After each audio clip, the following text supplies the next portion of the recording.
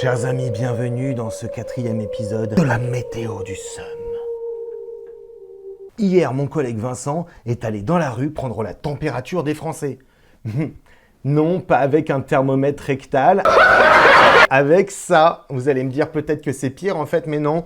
C'est juste un micro avec une petite bonnette. Ça s'appelle un micro-trottoir, c'est un truc de journaliste. C'est assez rare à la télévision, on en convient, mais voilà les réponses sur les législatives anticipées. Qu'est-ce que vous en pensez, vous autres, les gens de la rue? En vrai, avec mes mots à moi, de la merde. Non, voilà, je connais pas. Depuis des années, c'est tout le temps comme ça. Pour moi, c'est une mascarade.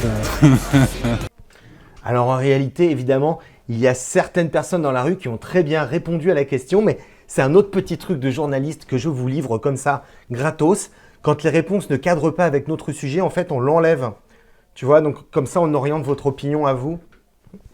Félicité a également reçu hier soir un médium qui nous a donné les grandes tendances des législatives. Avec un petit peu d'avance, du coup. Je vous dis ce que je ressens, ce que je vois, ce que je perçois, c'est tout. C'est vrai que c'est une élection qui sera quand même très très difficile. En tous les cas, ce sera quand même très chaud parce que c'est après cette élection ou pendant l'élection, il y aura quand même des agressions. Il y aurait, par rapport aux candidats. Et, ce qui est dommage, si vous voulez, c'est la surenchère.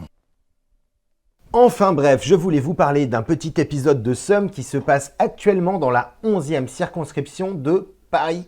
La 11e circonscription de Paris, contrairement à ce que son nom indique, ça se passe entre le 14e et le 6e arrondissement en fait. Je suis allé là-bas à la rencontre d'une députée qui s'appelle Maude Gattel et qui est donc la députée sortante de la circo. Et comme elle est députée MoDem, pour elle, la vie elle est pas très facile. Ça veut dire qu'elle doit porter l'étiquette Ensemble Renaissance pour les prochaines législatives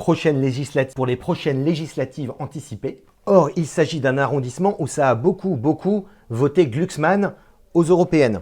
Ce qui signifie qu'à chaque fois qu'elle va tracter sur un marché, comme ici, à Edgar Quinet, au pied de la tour Montparnasse, eh bien en face, elle a des militants du Front Populaire qui viennent tracter en même temps qu'elle, au même endroit, parce qu'ils savent très bien qu'ils peuvent prendre cette circonscription. Et donc il y a de bonnes chances, oui, qu'on la prenne cette circo. Et pour ne pas arranger les choses, les Républicains ont choisi de mettre en face d'elle un candidat centro-droitiste ou droito-centriste, enfin bref. Alors les électeurs en décideront le 30 juin au soir. Lors de la précédente élection en 2022, j'étais opposée à une candidate de la NUPES. Il est possible que ce soit à nouveau le cas. Grosse ambiance sur la 11e circo de Paris. Enfin moi personnellement, comme j'ai une personnalité solaire extrêmement sympathique, c'est un petit truc de journaliste, je vous explique ça, je suis journaliste, je vous explique que je suis journaliste, j'ai une carte de presse. J'ai été particulièrement bien accueilli sur place. Vous filmez, mais vous allez ailleurs, il y a de la place.